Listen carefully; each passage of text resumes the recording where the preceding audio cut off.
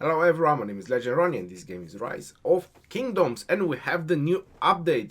The spring has sprung. So a lot of new things are happening in this new update and pretty much everyone is hyped about it. I have to say there's two major things that we need to talk in this update and I'm gonna stop at those 2 points because that's very important. One of them is just clarifying one of your concerns and the other one is just expressing my concerns.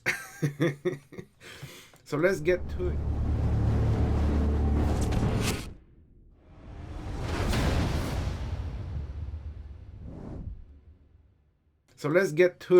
It's going to be on March the 9th at 6 UTC. So that's probably about a week from now. New spring event. Spring has sprung. So I suppose that's why is the name of the update, because that's also the name of the event. Will go live within 2 weeks after the update, give or take. We bid farewell to winter and embrace spring with a series of extravagant spring relevant events.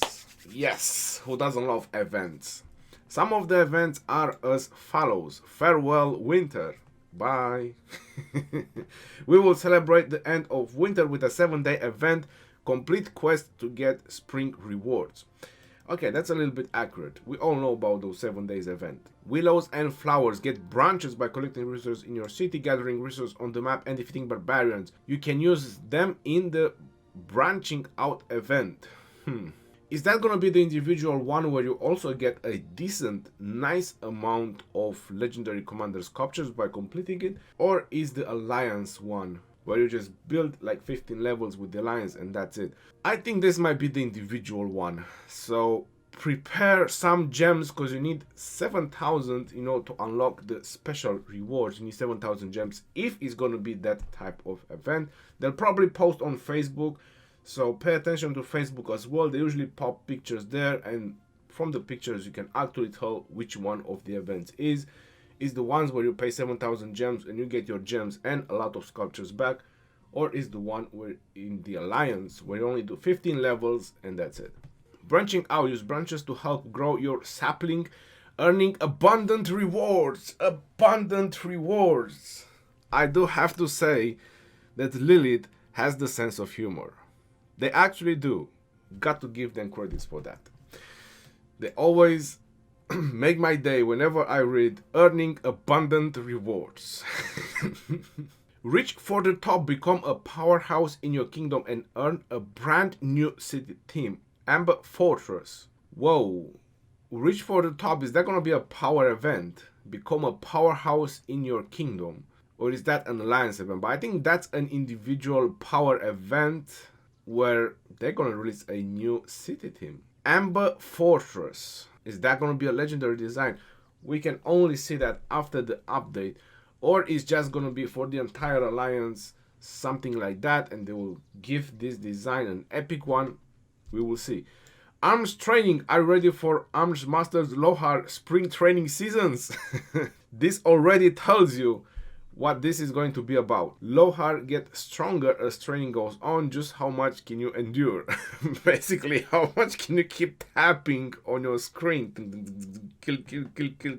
Because what I'm expecting from this arms training is to be those type of events where Lohar doesn't come back into his city, where you can win up to 20 legendary sculptures. We all know about those events. If you haven't seen them, it's a very nice one. But honestly, it's really arms training, like the rating over here, because you have to keep killing marchers with the same march without getting back in your city, if it's that one. If not, we will see when they pop either pictures on Facebook or when they release the event. Now here is the first part that we need to talk about, and this is my concern. Ark of Osiris event optimizations based on governors' feedback on their gameplay experience during the Ark of Osiris and based on their preference to have more opportunities to practice the Osiris League, we have implemented a boatload of updates. That sounds really cool. Added practice mode for the Ark of Osiris from Mondays to Friday, so there's actually no time limit. You can actually just practice from Monday to Fridays. That's awesome. That's really, really awesome. So whenever your people can get together, you can just go into the arc and just smash yourself from Monday to Friday.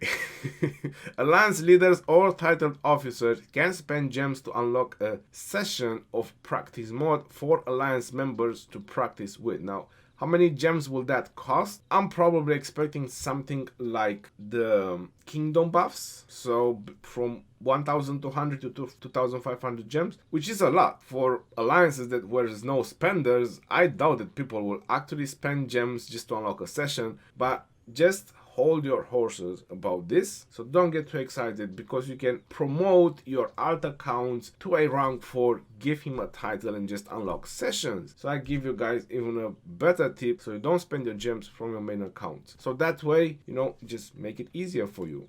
Same way as many players do with the kingdom buffs, they promote their alt accounts, which they don't care what they spend the gems on, and they just pop the kingdom buffs with their alt accounts. Optimize the battle results mail for the Ark of Osiris. New statistics such as individual healing and more are shown in the email. Well, that's pretty nice, actually showing us even more information about the results of our Ark of Osiris. Alliance skills and commander equipment will take effect as normal during the Ark of Osiris. Now, this is gonna be a concern, because is this gonna be Osiris League as well, or just Ark of Osiris? Because obviously, since Osiris League started, I haven't played our Ark of Osiris, so I'm not sure if the Alliance skill was having effect or not. Support your favorite alliance in an all-new bets event during the Osiris League. Does that mean that it's gonna be a cash betting event? That's gonna be crazy. Or gem betting event? That would be something that they make a gem betting event or a cash betting event. But I'm not sure. I think that involves too many laws about using cash betting, but probably gem betting.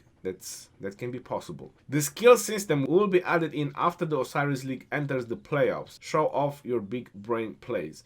Now, this is my concern, and this is the concern that I want to talk about. Why would they change the rules of a championship? Because personally, this type of events or this type of games, like, you know, Osiris League, this is season 2 championship. This is called esports. You can even Google that and you can see what I'm talking about. Pretty much every game has this, but you know, when it reached the level of esports, it's pretty much displayed to the entire world as like events or any those kind of things. But they are doing that. They are doing with YouTube. They are promoting that on YouTube as well. So it's kind of something like esports. Now, why would anyone change the rules of a championship? Why would they add a skill system in the Osiris League after the playoffs? What about the teams that already lost and they can complain about this, saying, well, we probably could have won with the skill system. Why did you add it after? So you let us lose. That can be a very good reason, right?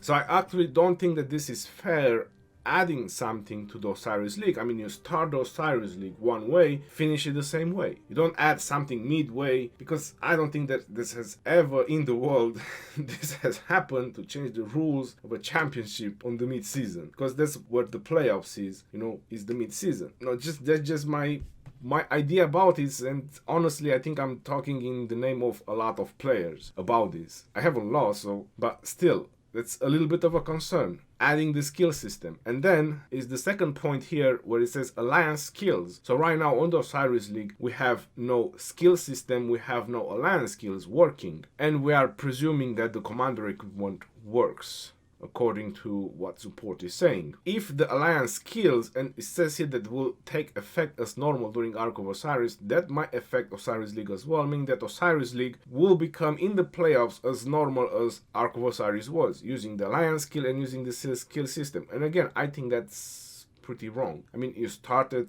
the Osiris League one way, just finish it the same way. You get ready for the season 3 and you get things done in the season 3 as you want to. That's just my thing and my idea, and a lot of my members are also pretty much on the same level with me, so that's why I want to take a couple of minutes and actually talk about this. Locked commanders can now be dispatched as normal during the Ark of Osiris. Commanders that cannot be used in certain kingdoms, they can be used as normal in the Ark of Osiris. That's what I'm trying to understand from this. Anyway, we will see how things are gonna progress, but again, that's a big oof. Let's go to the other changes, and now I'm going to clarify one of your concerns, and I hope I do. Added a ton of personal achievements, also added a new category for achievements. Governors can now choose to display certain achievements in their personal information. Oof.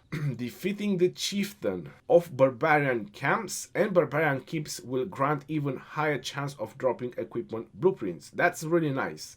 That was really needed. For kills that happen during rally battles, the damage will now be more accurately accredited to governors that participated in these battles. So what I'm understanding from this is that when you join a rally, we all know that pretty much the rally leader takes, all the kills and all the benefits. So what they're trying to do with this, and I think I've noticed something similar, they probably already somehow implemented it, they're just making it official. I've noticed in my last arc, when I checked all the players, we were like almost all of us on very high scores, and that can only happen if everyone joined the rallies and Garrison defenses and so on. So I think they already implemented something like this, because by checking those ranks, some players that would, just garrisoning and joining rallies, they were actually some of the top ranks. That can give some ideas about that. So I think a little bit they already implemented it and tested it, and now they just made it official. Optimized album display governors. Okay, that's not something very interesting. Special immigration. Chances of Imperial Kingdoms will now accumulate at the beginning of each month, if not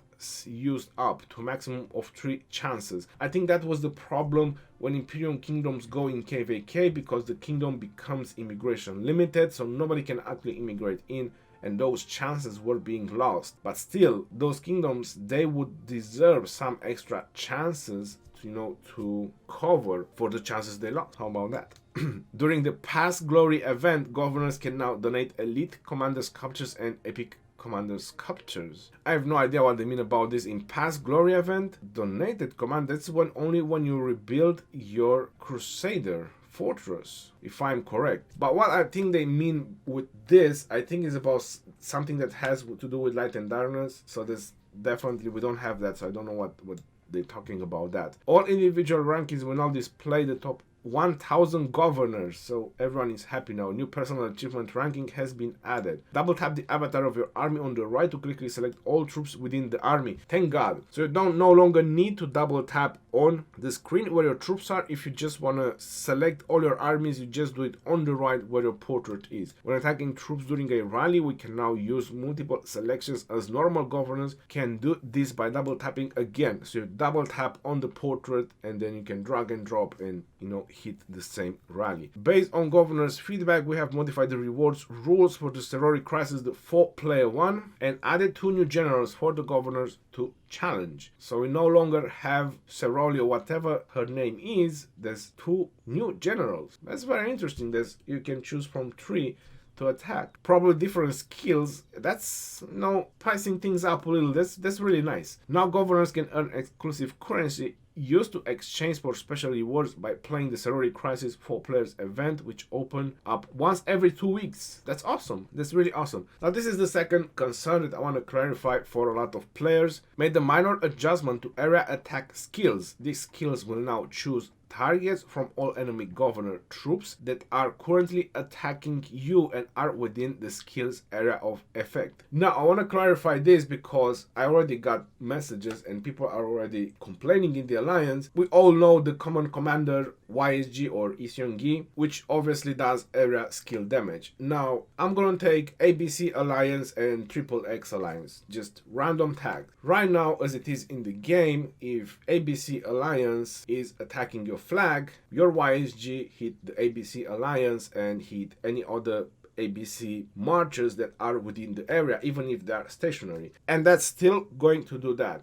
But if the XXX Alliance is rallying your flag or bringing marchers around the flag, they don't get hit, and they will still not get hit, the marchers. But what I'm understanding from this message and from a Charles Martel message, if you don't know, that's the highest level of support that you can get from Facebook, but you need to spend a lot of money to actually get that kind of support. Not very easy achievable by a lot of people. What I'm understanding from his message is that when a flag gets multiple rallies, the YSG can actually hit multiple rallies. So that was my understanding from that message. So if ABC Alliance, Triple X Alliance, Triple Z Alliance, they hit your flag with 3 rallies, the YSG will hit the 3 rallies. But the marchers will only be hit from the first alliance actually rally the flag. So the marchers, if there are marchers around the flag, only from the first alliance. I mean, this is very complicated. It's getting very complicated to explain. If you just read this, you will understand that YSG will no longer hit marchers that are not attacking either the flag or are not attacking your march. No, that's not true.